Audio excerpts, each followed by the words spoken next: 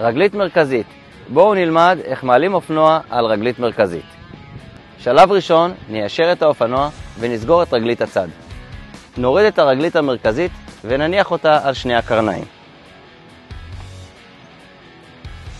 איך אני יודע שהאופנוע יציב?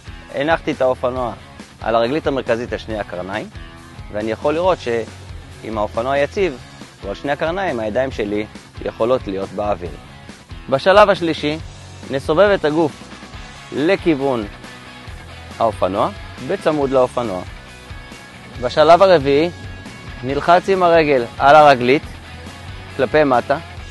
היד שאוחזת בסבל מרימה כלפי מעלה ולא לאחור, בפעולה שצריכה להיראות בצורה שכזו.